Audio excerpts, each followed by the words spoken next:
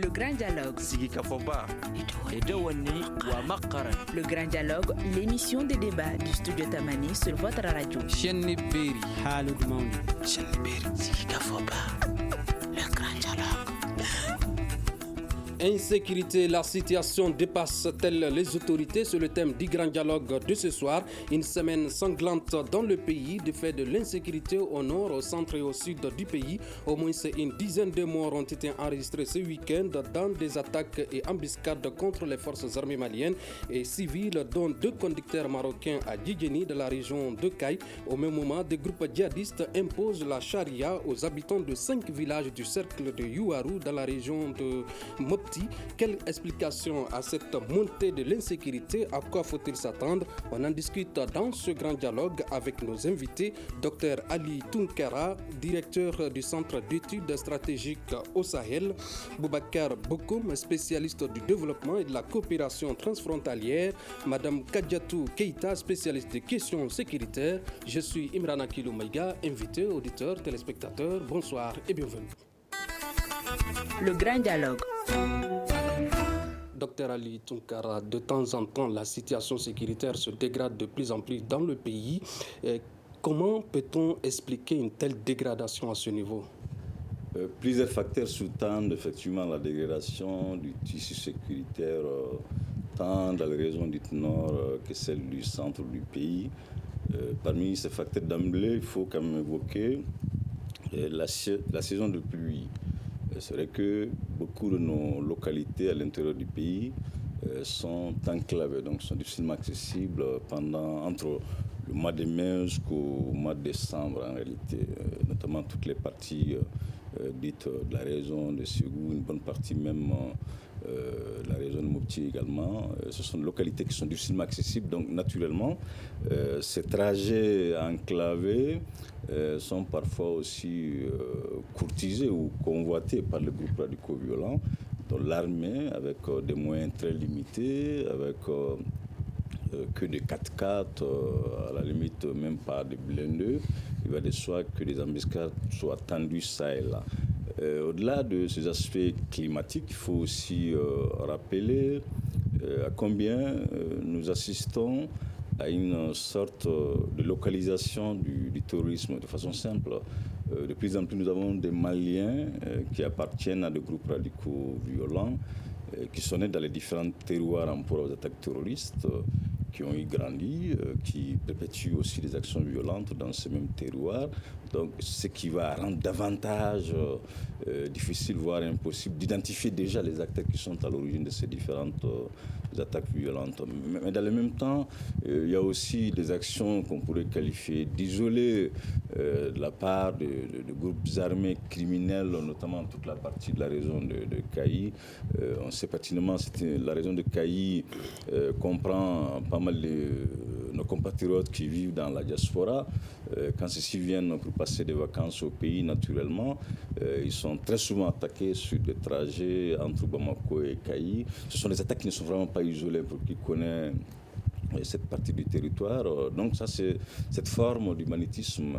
Certes, elle pourrait nous paraître cette forme comme résiduelle, mais quand on est de la région ou quand on s'intéresse à la région du Caillou, on va se rendre compte que c'est quelque chose de régulier, c'est quelque chose de tout à fait connu de population de Caillou.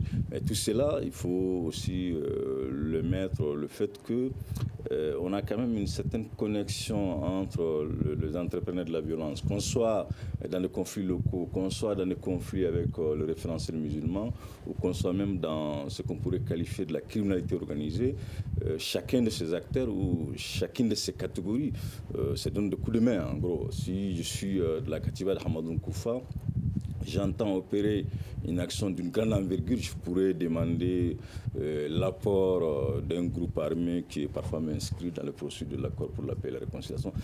Tout cela rend effectivement la saisie du phénomène d'insécurité non seulement confuse cette saisie, mais dans le même temps très dynamique parce que d'une période à une autre, d'un endroit à un autre, le phénomène change de nature, change même, si vous voulez, d'acteur. Madame Kadiatou, Dr Ali Tunkara met en exergue la dégradation de la situation sécuritaire sous forme de manque de moyens limités des forces armées maliennes et puis la saison de pluie. Quelle est votre lecture face à cette dégradation sécuritaire? Bien évidemment qu'il y a des facteurs climatiques à prendre en considération. Bien évidemment qu'il faut prendre en considération le fait que l'armée malienne n'a pas suffisamment les moyens. Ça, on le dit, on le redit depuis très très longtemps. Et ça, c'est pas quelque chose qui a discuté là actuellement.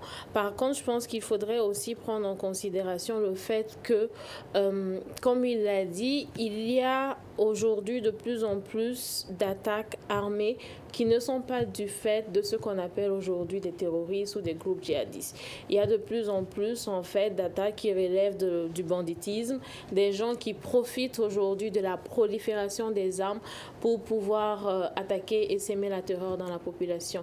Donc, quand on regarde le dispositif sécuritaire, c'est en tout, en fait. Il y a des groupes djihadistes, il y a ces groupes armés qui profitent du vide, qui profitent de l'absence de l'État dans certaines localités, qui profitent de la peur des populations pour s'aimer ces actes-là. Boubacar Bokoum, la situation sécuritaire dépasse-t-elle les autorités du pays? Absolument, il faut reconnaître aujourd'hui que l'État est totalement dépassé par ce phénomène. Les phénomènes qu'ils viennent d'évoquer en partie sont une réalité, mais l'autre partie est que sur le plan international, nous sommes pris dans l'étau de la gouvernance internationale. Aujourd'hui, il faut comprendre que le problème de la sécurité du Mali n'est pas un problème strictement militaire et qu'il faut le mettre dans le cadre de la coopération internationale, dans le cadre de la dynamique de la diplomatie malienne. Il n'est pas sans considérer aujourd'hui que nous avons une chronique qui défraie la place publique aujourd'hui, qui est l'affaire de l'avion commandé par le Mali et qui n'est pas livré parce que les États-Unis posent problème. En réalité, il faut comprendre que le grand chapeau du terrorisme, c'est les États-Unis. Et sous les États-Unis, vous avez la France. Et le mécanisme consiste aujourd'hui à utiliser ces moyens comme des moyens de pression, des moyens de pouvoir faire plier les États. C'est ça la triste réalité de la problématique de l'insécurité aujourd'hui. Nous avons tendance à croire que c'est le djihadisme. C'est absolument faux. C'est le mouvement d'extrémisme violent entretenu par le système mondial. Cette mafia internationale qui a installé ce mécanisme dans nos pays a comme levier essentiel la diplomatie, comme moyen de pression sur nos États. C'est ça la réalité.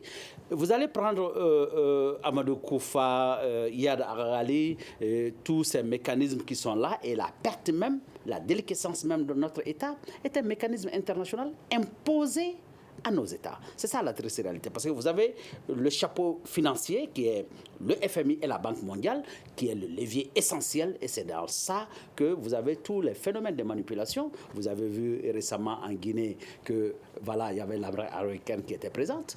Donc ça montre aujourd'hui que la présence de ces forces étrangères, entre guillemets, qui sont des mercenaires au solde de certaines puissances, sont partie intégrante du mécanisme de la violence dans nos pays. Ce n'est pas une violence locale, mais c'est une violence internationale. Et la théorie du chaos et du choc sont des éléments essentiels parce que c'est le business de la guerre.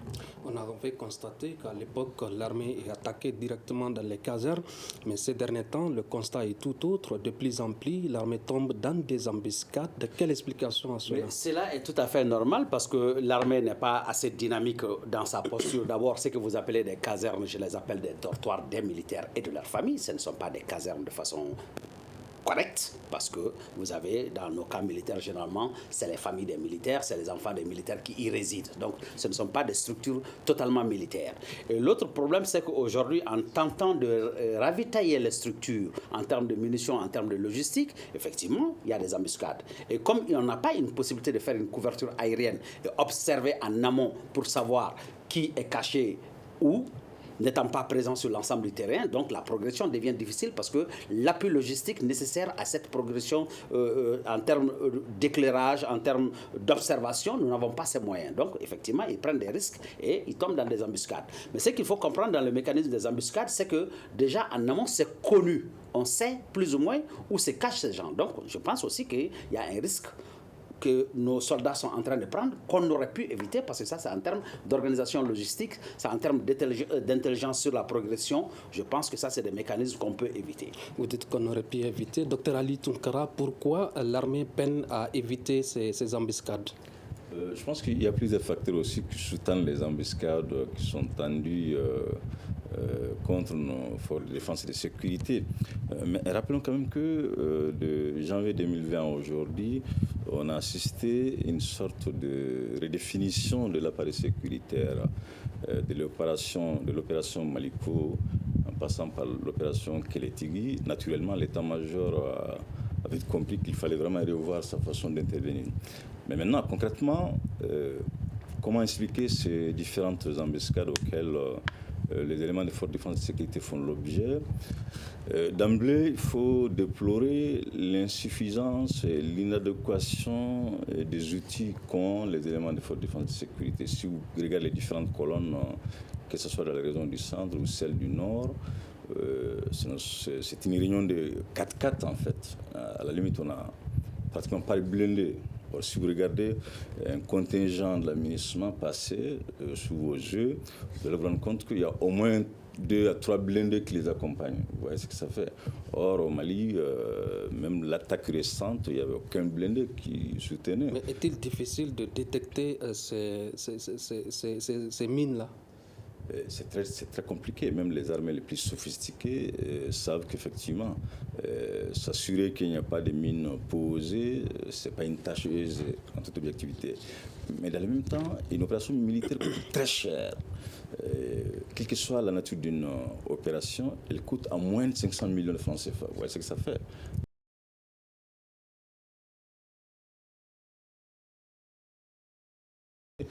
Ce sont des sommes extrêmement importantes qui sont investies. Mais je pense qu'on est vraiment dans un combat qui s'inscrit dans le long temps. Imaginons que sommes-nous en face d'une armée qui a très peu de blindés.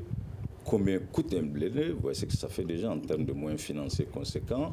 De la même manière également, une des tares de l'armée malienne, ce sont en tout cas toutes les difficultés qu'elle prouve à avoir le soutien effectif, effectivement, des populations rurales en termes de fourniture et de la collecte de renseignements, pour des comportements aussi liés auxquels certains éléments de force de défense et de sécurité se sont toujours montrés pas du tout orthodoxes vis-à-vis des populations. Ils sont perçus ces éléments par les populations comme des gens qui sont là à les racketter, comme des gens qui sont là à les spolier. Une des raisons de plus qui expliquerait le pourquoi les pièges tendus, effectivement, l'armée n'est pas informée. Au-delà de... Parlant des pièges, nous allons écouter du côté de la DIRPA, on annonce que cette nouvelle forme d'attaque s'explique par le fait que l'armée n'est plus statique et sort pour traquer les djihadistes. Écoutons la réaction de colonel Souleymane Dembélé, directeur de la DIRPA. Vous voyez maintenant qu'il y a plus d'attaques sur les FAMA, sur les routes. Les attaques ne sont plus sur les casernes. Cela s'explique comment? Auparavant, les FAMA étaient dans une posture statique. On ne sortait pas beaucoup pour aller à la rencontre des terroristes. On ne sortait pas pour aller chercher les terroristes dans leur dernier retranchement. C'est ce qui se fait. Et actuellement, si vous voyez un peu les statistiques des attaques, elles sont généralement commises sur les routes et lorsque les FAMA sont en mouvement. Donc, moi, je pense qu'il n'y a pas lieu de s'inquiéter. Ça veut dire que vos forces sont actives maintenant et vos forces sortent pour aller à la rencontre des terroristes. C'est ce qui l'explique. Et ça ne doit pas faire l'objet d'inquiétude. C'est parce qu'on va les chercher qu'eux aussi, ils cherchent à nous avoir sur les routes. Et si on n'était pas mobile, ils n'allaient pas nous avoir. Les terroristes veulent empêcher les FAMA à rayonner, à se déplacer, à aller vers eux. C'est ça le problème.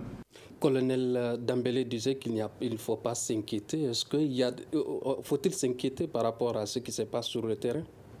Il y a des embuscades. Il y a des forces militaires qui perdent la vie tous les jours.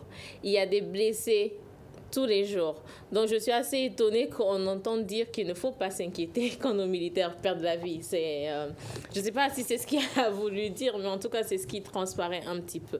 Donc, je pense qu'il faut faire attention à ça et que oui, les FAMA bougent un peu plus, mais quelle est la stratégie aujourd'hui que l'État met en place pour assurer la protection de ces FAMA-là qui se déplacent?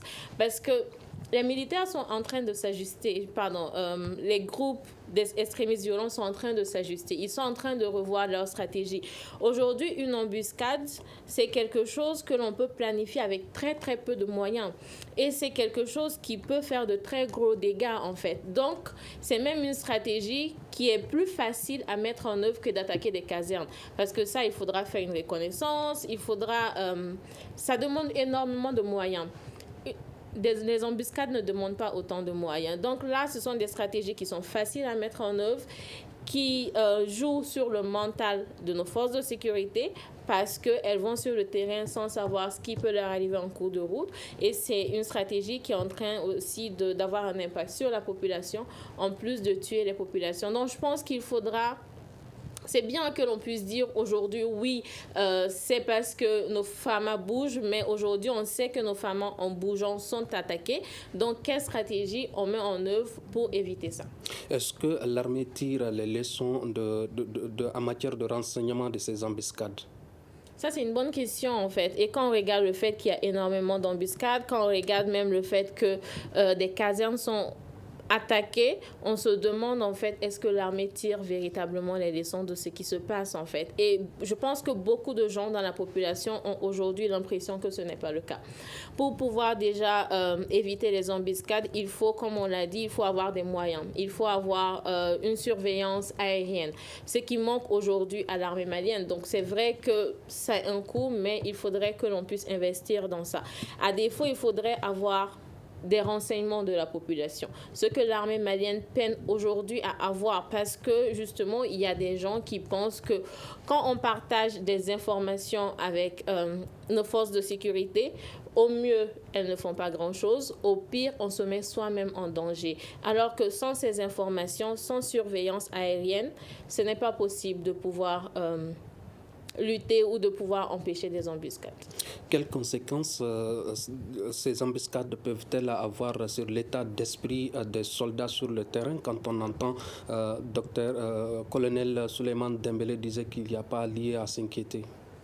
Mais écoutez, comme elle a dit, ça joue beaucoup sur le moral des hommes. Mais ce qu'il est important de comprendre, d'abord, quand il dit qu'ils ne sont pas dans une posture statique, je suis désolé, cela n'est pas exact. Parce que c'est des déplacements de point à point, généralement d'une position connue à une autre position. Ils ne sont pas dans l'offensive réelle. Parce que c'est là où, effectivement, comme elle l'a dit, il n'y a pas une stratégie très visible et très lisible de cette stratégie qui consiste à dire qu'il faut éradiquer le terrorisme. Aujourd'hui, on aurait compris qu'on a détecté une poche réelle de djihadistes et qu'on a monté une grande opération pour aller les déloger.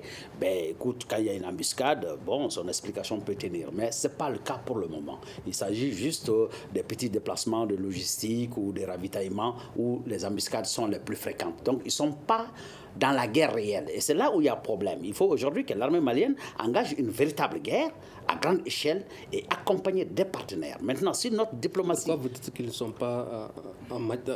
sont pas suffisamment formés, plutôt qu'ils ne sont pas en matière de guerre, quoi?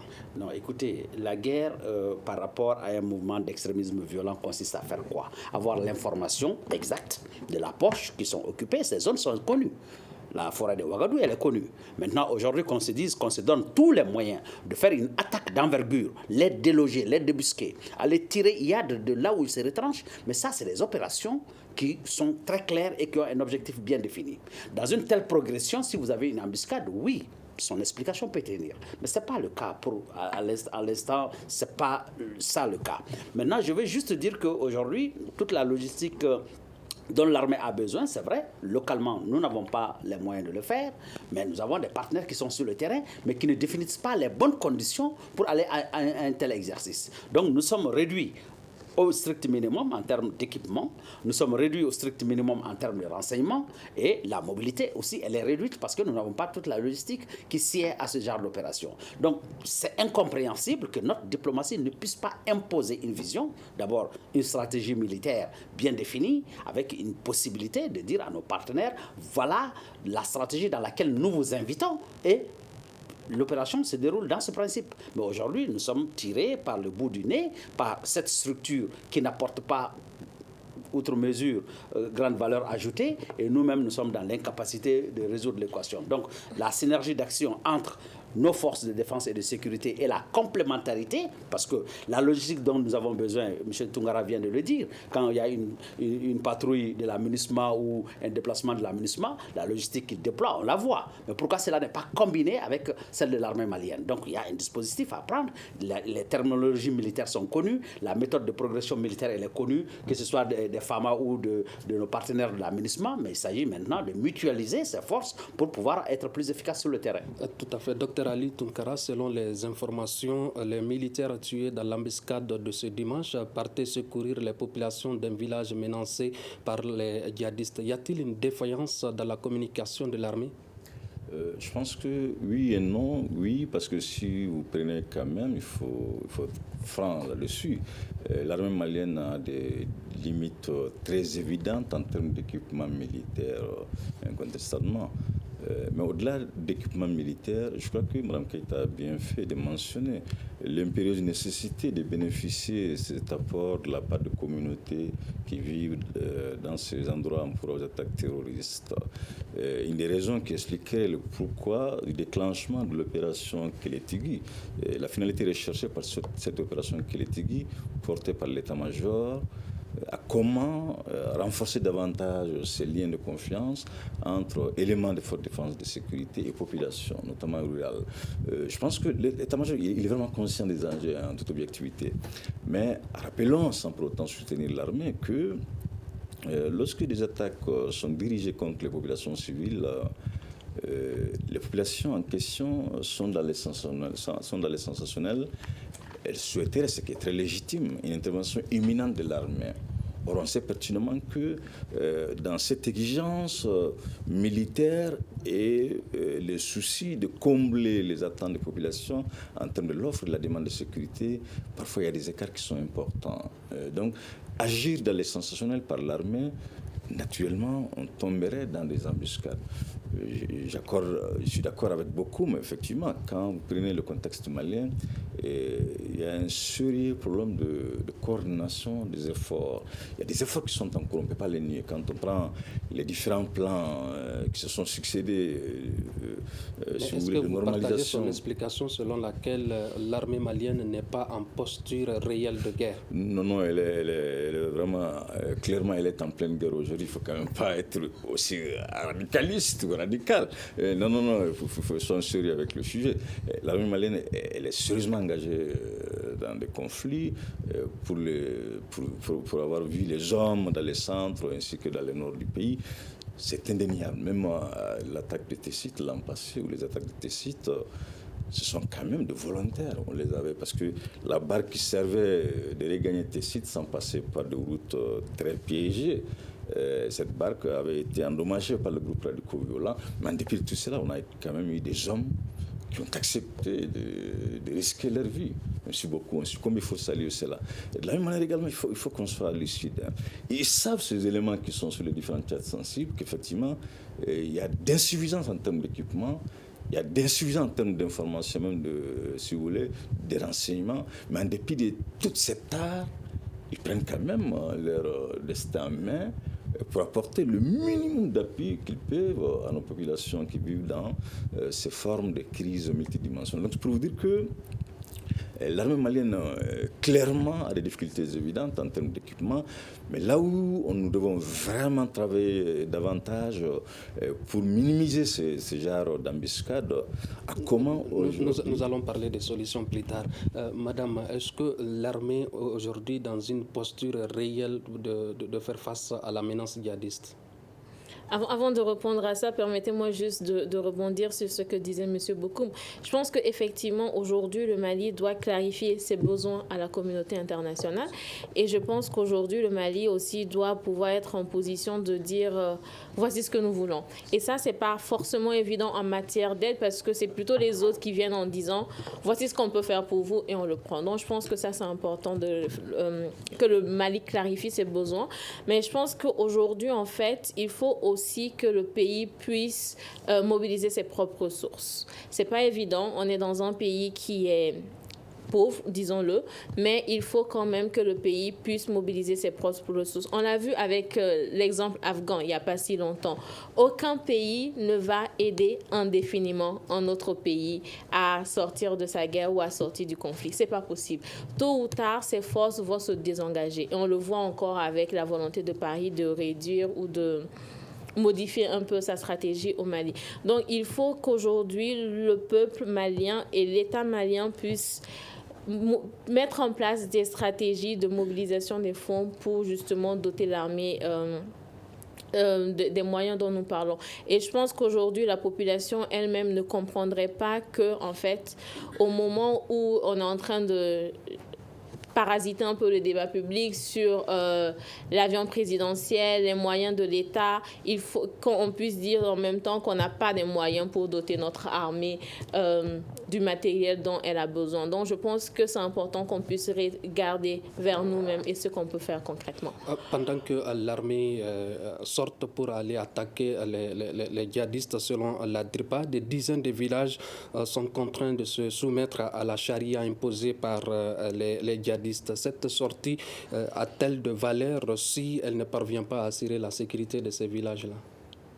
Aujourd'hui, il faut quand même que l'armée sorte. L'armée ne va pas rester dans une localité bien déterminée. Il faut que l'armée sorte, il faut que l'armée essaye de gagner un petit peu autant de positions que possible. Après, est-ce que ça empêche les groupes d'extrémistes violents de pouvoir prendre le contrôle sur une localité? Aujourd'hui, ce n'est pas le cas. Ces groupes sont en train, en fait, on ne le sait pas parce que tant qu'aujourd'hui, malheureusement, tant que Bamako est relativement épargné, on pense que tout va bien. Mais ces groupes, aujourd'hui, sont en train d'encercler Bamako sans qu'on en parle véritablement.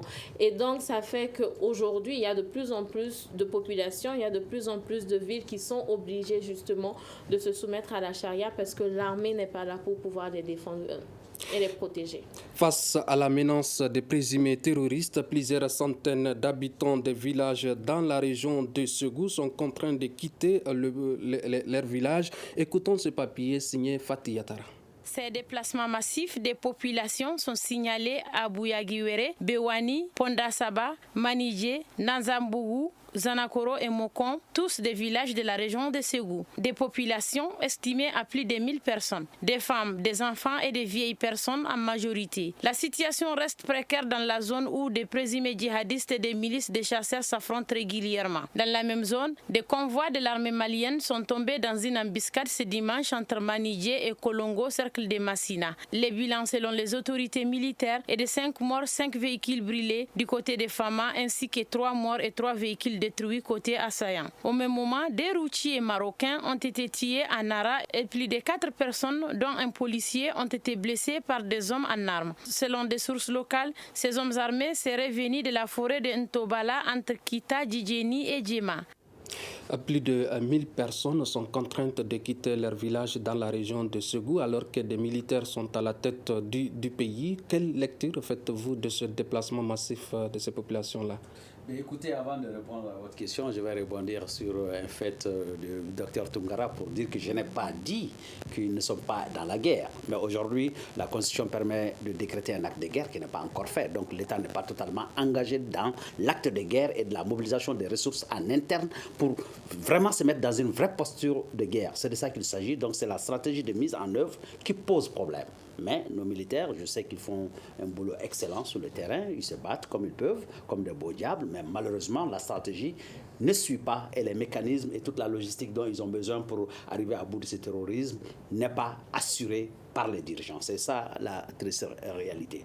Maintenant, l'autre chose qu'il faut comprendre par rapport au fait que des militaires dirigent le pays, je vais toujours vous dire que cette crise que nous vivons n'est pas une crise militaire. En réalité, il faut qu'on arrête de nous faire croire qu'il s'agit d'un combat militaire. C'est une guerre économique qui nous est imposée et de façon bilatérale et multilatérale. Nous nous sommes piégés par ce système. Donc, tant que nous n'aurons pas compris que cette guerre n'est pas une guerre militaire, parce qu'aujourd'hui, ce que les gens semblent oublier, nous n'avons pas la possibilité aujourd'hui de recruter autant de militaires que possible pour finir cette guerre. Même si les 15 ou 19 millions ou 20 millions de Maliens que nous sommes, chacun d'entre nous devrait prendre une Kalachnikov, vu la nature de la guerre qu'on appelle aujourd'hui dans le jargon international asymétrique, c'est impossible de venir à bout de cette guerre. Donc, les fondamentaux qui sous-tendent cette guerre, il faut bien les analyser. Les causes profondes de cette guerre, il faut bien les analyser et apporter des réponses. Et la réponse qu'on peut apporter à ce genre de questions, d'abord, c'est que quand vous regardez la progression de notre armée qui va peut-être déloger les djihadistes dans une zone, mais après, qu'est-ce qu'on fait pour sécuriser cette zone? Parce qu'il faut bien qu'on avance. Mais si l'État n'existe pas, donc le vide que vous allez laisser fait qu'ils vont revenir. Donc, comment vous voulez avoir une collaboration de ces populations qui savent que d'un moment à l'autre, vous allez quitter? Donc, ça les fragilise. Donc, tous ces problèmes font qu'aujourd'hui, il y a lieu de revoir la stratégie. Donc, vous voulez dire que les mesures sont limitées, Non, la compréhension même de la problématique sécuritaire, elle n'est pas comprise. Parce qu'aujourd'hui, quand j'écoute les gens qui disent c'est les militaires au pouvoir, oui, les militaires, qu'est-ce qu'ils savent faire? C'est faire la guerre. Mais ce n'est pas une guerre classique. C'est ça qu'il faut comprendre. On a une guerre économique qui est à la clé. Aujourd'hui, je pense bien, hein, si le Mali, aujourd'hui, M. Goïta comprend que cette mobilisation des ressources auxquelles Madame a fait allusion tout à l'heure, ça s'est fait sur la base de quoi? Si les FMI et la Banque mondiale ne veulent pas nous financer des armes, ça veut dire que nous avons quand même notre or sur lequel nous pouvons capitaliser. Nos ressources naturelles sont là, nos ressources humaines sont là. Il faut faire une mobilisation générale. Il faut aller à la réquisition générale pour que tous les Maliens, à quelque niveau qu'on soit, qu'on se sente impliqués dans cette guerre, qu'on comprenne que ce pays, il faut le sauver. Mais cette dynamique, elle n'est pas encore là. Aujourd'hui, quand je regarde les multinationales qui font sortir notre or n'importe comment, mais alors que nous avons besoin de ressources, tous les jours, nous sommes obligés d'aller à Bruxelles, aller à Paris pour commander de l'argent, pour juste assurer la petite logistique. M. Tungara vient de le dire tout à l'heure, pour un déplacement d'une unité militaire, ça coûte beaucoup d'argent. Mais alors pourquoi on doit laisser notre sécurité pendant que nous avons des ressources qui sont mobilisées pour d'autres fins? Il y a un problème quand même. Donc il y a lieu quand même de recentrer la compréhension de la problématique sécuritaire parce que c'est des moyens financiers et les finances mondiales, on sait comment ça fonctionne et nous, nos ressources contribuent à faire évoluer les finances des autres pays. Alors pourquoi nous ne capitalisons pas sur nos ressources naturelles et de dire aujourd'hui nous sommes en état de guerre, c'est pas possible qu'on permette à les multinationales de transporter notre or pour aller ailleurs parce que nous sommes dans une situation de guerre. Ne serait-ce que pendant cette transition, nous allons recapitaliser, remobiliser nos ressources et finir cette guerre. Ensuite, le reste, on en parlera plus tard. Docteur Ali Tunkara, plus de 1000 personnes contraintes de quitter leur village en cette période hivernale, en cette campagne hivernale, alors qu'on sait que ces populations y vivent de la terre. Qu'est-ce que les autorités peuvent faire face à cette situation? Alors d'abord, concrètement, il faut quand même soulager. Quand on est chef d'État, il faut rassurer les gens, même si on sait qu'au bout du tunnel, il n'y a pas grand-chose. Je crois que les autorités de la transition, bon gré mal gré, s'efforcent quand même à rassurer, même si le contenu n'est pas forcément consommable. Mais au-delà de rassurer... en faisant quoi? Les discours sont importants dans les circonstances aussi pareilles. Hein. Ça suffit. Des sorties médiatisées en s'adressant à ces populations qui vivent du calvaire, ça peut apaiser. Le moral en a besoin. Est-ce que cela peut apaiser vraiment le moral de quelqu'un à qui on le menace de quitter le village? En fait, le souci, ces mêmes populations aujourd'hui qui sont contraintes de quitter les terroirs. Si l'on engage une action militaire pour traquer les acteurs qui sont à l'origine de ces exactions, ce sont les fils de ces mêmes terroirs, malheureusement. Vous voyez un peu la complexité du phénomène. En fait, les localités qui sont concernées par ces départs massifs de population sont des localités, malheureusement, qui, à certains égards, ont des accointances, ont des complicités avec les groupes radicaux violents. Désormais, nous avons des terroristes qui s'appellent Koulibaly, Tunkara, Keïta, Bokoum, Maïga. Vous voyez ce que ça fait. Donc, ça devient très compliqué. Donc, lorsque des actions militaires sont engagées dans un tel désordre, naturellement, on peut toucher au fils du chef du village, au cousin de l'imam ou du prêtre. Naturellement, les mêmes populations qui demandent aujourd'hui l'intervention de l'État, ce sont ces mêmes populations qui vont aussi déplorer les violations des droits de l'homme. Donc, je crois qu'il faut être très prudent vu la nature même de la menace, parce que l'ennemi, il n'est pas étrange. L'ennemi, il est du local. L'ennemi, il est du terroir. Je crois que l'une des exigences ou l'une des réponses qui devait être très rapidement apportée par les autorités de la transition en l'occurrence, c'est de chercher d'abord s'attarder sur des causes profondes.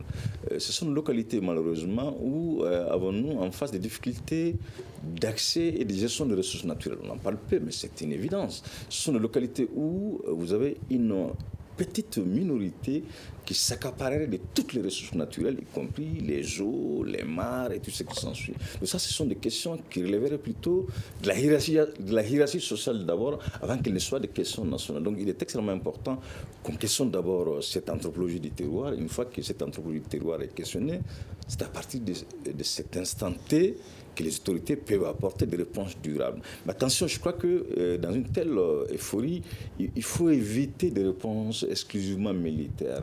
Elles peuvent certes permettre d'asseoir un début d'accalmie, mais dans la durée, les réponses exclusivement militaires sont insuffisantes pour des questions aussi liées à l'accès au foncier, pour des questions aussi liées à l'accès à des zones de pâturage. C'est super complexe. Quand on est à Bamako, j'aime toujours le dire, on a 3 grandes lectures de l'insécurité. La première lecture, c'est qu'ils vivent l'insécurité. La deuxième, c'est qu'ils l'observent. La troisième, c'est qu'ils la commandent. Les populations qui vivent l'insécurité, si vous les interrogez, elles vont vous dire des choses qui n'ont rien à voir avec ce qui est partagé par le commun des mortels à Bamako ici, ou ce qui est partagé par les réseaux sociaux. Ça, c'est extrêmement important. De la même manière également, si vous faites des va-et-vient dans ces localités en proie aux attaques terroristes, ou même aux conflits communautaires, ce qui est le cas de la région de Ségou, ce sont plutôt des conflits communautaires. Que ce soit à Dorofri, à Djabali, c'est pas l'État islamique. Ce sont des gens qui, au lieu de poser les problèmes en termes de questions sociales, ils les ont communautarisés. Il y a un problème de couloir de transhumance, ce n'est pas un problème Peul, c'est un problème de couloir de transhumance, mais on a ethnicisé. Il y a un problème de superficie en termes de champs. Au lieu de poser le problème en ces termes, on les a communautarisés, on l'a fait un problème bambara. Donc, il faut qu'on sorte de cette communautarisation des problèmes sociaux, qu'on sorte de cette ethnicisation des questions qui ne se fichent pas mal de l'ethnique, qui ne se fichent pas mal du religieux. Donc c'est extrêmement important. Une fois que tout cela est compris, c'est à partir de cet instant que les autorités peuvent apporter des réponses. Mais toutes les réponses apportées sans procéder par ce diagnostic, elles seraient tout à fait piégées. Si je peux juste rebondir sur ça, ce que l'État peut faire, bien sûr, il faut rassurer, bien sûr, il faut tenir des discours qui rassurent un petit peu les populations, mais il faut aussi passer à l'acte. Les populations internes aujourd'hui sont laissées à elles-mêmes, en fait, en réalité. Et on le sait, la radicalisation, l'extrémisme violent est basé sur le sentiment de marginalisation que les populations ont. Donc, si on laisse ces populations-là aujourd'hui, ce sont des populations, mais qui, un jour, demain, peuvent rejoindre ces groupes djihadistes parce que, ça leur permet de se protéger et de rester dans leur localité. Parce que se déplacer d'une localité à une autre, c'est perdre ses ressources, c'est perdre son champ, c'est perdre sa maison, c'est perdre une partie de sa famille. Donc, il faut prendre cela en considération. Il faut aussi assurer un suivi psychologique pour ces communautés-là. Et ça, c'est quelque chose qui manque aujourd'hui cruellement au Mali. C'est quelque chose que l'on ne fait pas suffisamment. Alors qu'avant de se déplacer, ces communautés ont vécu des atrocités. Donc, je pense que ça... il y a ces éléments à prendre en considération. Et l'autre chose aussi, l'État peut se baser sur ces communautés pour obtenir l'information, le renseignement dont on parlait tantôt, et parce que justement, dans certaines localités, c'est très difficile d'avoir ça parce que les terroristes menacent les gens et qu'ils ne peuvent pas parler. Donc l'État peut aussi se baser sur ses communautés internes pour obtenir du renseignement et pour développer les contre-stratégies. Que deviendrait l'armée dans le long terme au regard de cette instabilité généralisée sur l'ensemble du pays? Je pense qu'il faut d'abord déjà mettre en œuvre les solutions dont on parle très longtemps, parce que sinon on aura une armée démoralisée, ce qui est déjà un petit peu le cas aujourd'hui. On aura une armée réduite parce qu'aujourd'hui, chaque jour qui passe, on est en train de perdre des gens sur le terrain. Donc je pense qu'il faut d'abord restructurer, développer des stratégies non seulement pour la défense mais aussi pour l'offensive, ce que notre armée ne fait pas encore suffisamment. Il faut développer des stratégies, comme on l'a dit, pour mobiliser les ressources pour que l'armée puisse se doter des moyens dont on parle aujourd'hui. Aujourd'hui, avec la démocratisation des drones, c'est pas quelque chose qui est très très cher. L'armée peut prendre ça pour voir justement où est-ce qu'il y a des gens qui veulent passer à l'acte ou pas. Donc je pense qu'il y a énormément de choses à faire si on veut se retrouver avec une armée forte et qui répond aux besoins du peuple malien. Boubacar Bokoum, quels pourraient être les risques ou les conséquences de telles situations? Écoutez, c'est la disparition du Mali, c'est ça le risque éventuel, parce qu'en réalité on parle d'une armée, mais d'abord il faut que l'État puisse exister pour parler d'une armée. Structurellement même, c'est ça que nous avons comme problème. Madame vient parler tout de suite des systèmes de gouvernance, on a beaucoup de problèmes par rapport à la gouvernance, Dr Tunkara aussi en a touché un mot, mais tout ça pour répondre à la demande des citoyens, qu'est-ce qu'il faut? C'est l'économie qui est fondamentale. Quand vous avez un pays qui ne fonctionne pas, qui n'a pas d'économie, qui est basé sur la rente, qui est basé sur la corruption, qui est endetté à outrance et qui dépend des autres pays, vous avez un problème. Donc la réaffirmation de la souveraineté de l'État du Mali est une obligation. Aujourd'hui, la transition, c'est une bonne fenêtre de tir, c'est une très bonne opportunité pour dire que nous allons réaffirmer notre souveraineté. La transition pourrait-elle faire face à cette situation d'insécurité généralisée? Bien entendu, parce que c'est de l'intelligence. En fait, la sécurité, ce n'est que de l'intelligence, ce n'est pas autre chose. Hein. C'est vrai que nous n'allons pas pouvoir dire que nous allons vivre en autarcie, mais nous devons pouvoir compter sur nos partenaires et trouver un système de défense qui intègre tout le monde. Aujourd'hui, je vous prends juste un exemple. Vous avez la zone de Tessalit, qui semble être une zone géopolitique, géostratégique, et tout le monde convoite Tessalit. Alors, quand vous avez une base militaire à Tessalit, qui n'est pas forcément une base française ou une base américaine, mais qui est une base internationale dans laquelle tout le monde collabore, elle vient de parler des drones, donc la surveillance aérienne, on peut l'obtenir à partir de là.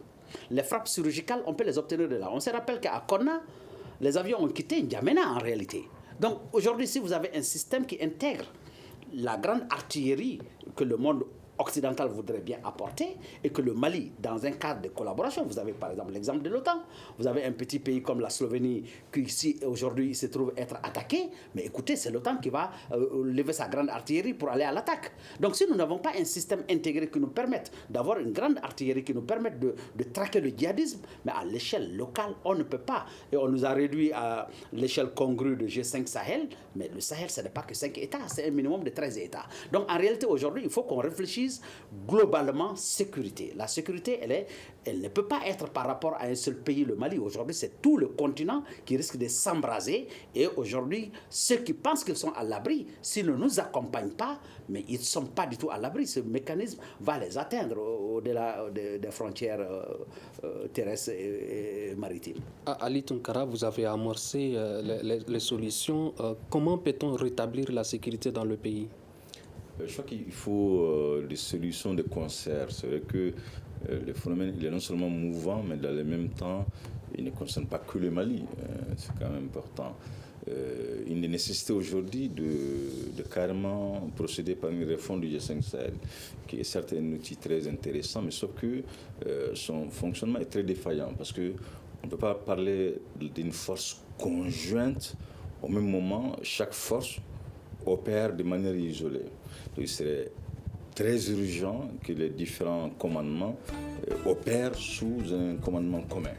C'est que la France ne s'est pas montrée favorable en 2014, de la même manière également la Mauritanie. Donc je crois que le G5, de là, on peut dire qu'il est un organe utile, mais malheureusement peu fonctionnel. De la même manière également, il est vraiment de la responsabilité du ministère des Affaires étrangères aujourd'hui de dire clairement à la MINUSMA Voilà quelles sont nos attentes en termes d'intervention militaire. Quelles sont nos attentes en termes de collaboration avec les éléments de force de défense et de sécurité? Ce n'est pas à la MINUSMA de faire ce travail. C'est au ministère des Affaires étrangères du Mali et l'état-major qui doivent justement formuler une telle demande et l'adresser à la MINUSMA, mais c'est chose qui n'a pas été faite de 2014 à aujourd'hui. Madame Kadiatou, en 30 secondes, quelle solution faut-il face à cette situation d'insécurité grandissante? Appliquer toutes les solutions énoncées par M. Tunkara. Je pense qu'en fait, les solutions, on en a parlé et reparlé encore. On a parlé du fait que la stratégie ne peut pas être tout militaire, qu'il faut aussi accompagner cela par le développement, par le social. Donc, je pense qu'on a donné énormément de solutions. Donc, je pense qu'il est temps maintenant qu'on quitte le discours et qu'on passe à l'acte. Il est temps qu'on quitte le discours et qu'on passe à l'acte. C'est sur ce mot de Kadiatou Keïta que se referme ce grand dialogue qui réfléchissait sur l'insécurité dans le pays. La situation dépasse-t-elle les autorités? Nous étions avec Dr Ali Tunkara, directeur du Centre d'études stratégiques au Sahel, Boubacar Bokoum, spécialiste du développement et de la coopération transfrontalière, Madame Kadiatou Keïta, spécialiste des questions sécuritaires, à la régie vidéo Noungiré, à la mise en onde de Salim Diouara. La coordination est assurée par Sekou Gadjugo. Je suis Imrana Kilomega. Merci nos chers invités, auditeurs et téléspectateurs. À demain pour un autre numéro. Le Grand Dialogue. Le Grand Dialogue, l'émission des débats du studio Tamani sur votre radio. Chenni Beri Halud Mauni. Chenni Beri Sigi Kafoba.